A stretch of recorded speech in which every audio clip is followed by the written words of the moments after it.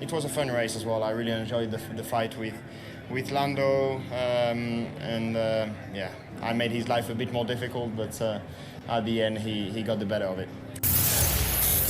Hi Lewis, hi.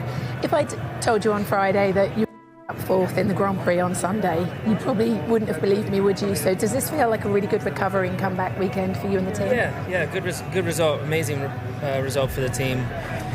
Third and fourth, good points. Great to finish ahead of the Mercedes team to get those points, and even ahead of a McLaren. So yeah, definitely a positive. And I went forwards even after a bad start. So lots and lots of positives to take from it. I think there's naturally I want to be further up, so just got to keep working at it. But we're definitely on the right path. What we experienced in the United States GP was not just a race of ups and downs. It was an open confession that something in Maranello is either falling apart or building, and there may be no turning back. For Ferrari, the United States Grand Prix was not just another event on the calendar.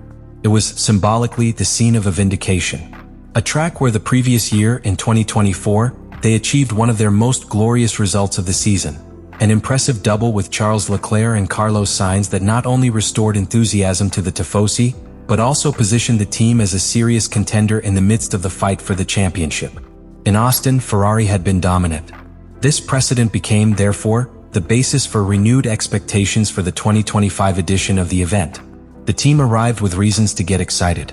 The start of the weekend only reinforced that hope. In free practice on Friday, both Hamilton and Leclerc set competitive times in simulations with medium tires.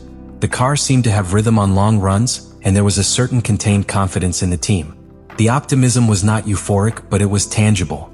It seemed that the Scuderia had found a point of balance in the setup, at least in practice conditions. However, that trust was brutally broken in a matter of hours. Qualifying for the sprint was an absolute debacle. Hamilton was relegated to 8th place and Leclerc even further back in 10th. The gap with pole position held by Max Verstappen exceeded 8 tenths. In modern Formula One, that difference is abysmal. It's not just a speed deficit. It is a technical distance that speaks of a car out of rhythm, out of the performance window, and most seriously, out of control. What aggravates the diagnosis is that while the official Ferrari drivers struggled to get the car into the top 10, a stake F1 client team managed to sneak Nico Hülkenberg into 4th position.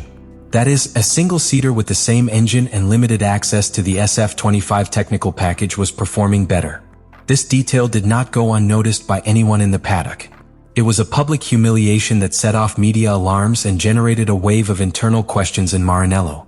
How is it possible for a customer car to be more competitive than the factory car?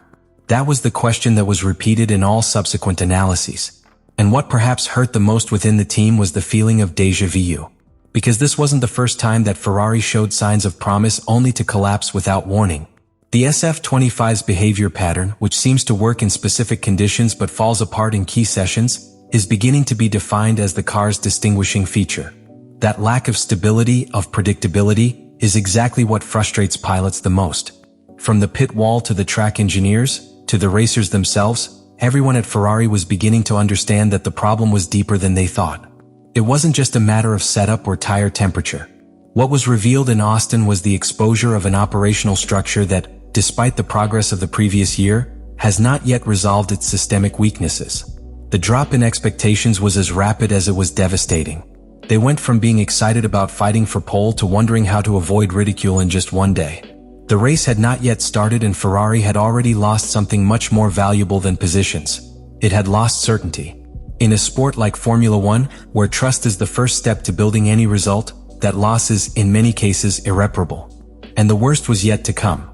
After the disastrous sprint qualifying, Hamilton did not choose silence. Nor did he take refuge in diplomatic responses or prefabricated phrases. It was direct. He was brutally honest. And what he said was enough to shake the foundations of Maranello. His words were not light criticism. They were a surgical assessment of what he perceives to be the real problems within Ferrari. And when someone with his background speaks that way, it is heard, it is analyzed, and it is feared. Hamilton bluntly stated that the car was very, very difficult to drive, and that the pace they showed was very far from what was expected. But the most alarming thing was when he described the progressive deterioration of performance throughout the session. For a driver of his caliber, with decades of experience, an unpredictable car is more dangerous than a slow one, because you cannot build trust on instability. The car, in his own words, fell apart with each phase of qualifying. The grip disappeared, the balance was broken, and what seemed to work in training became unrecognizable in conditions of real demand. Beyond the technical criticism, what made his statement even more powerful was the allusion to internal operating problems. He didn't just target the machine, but the system.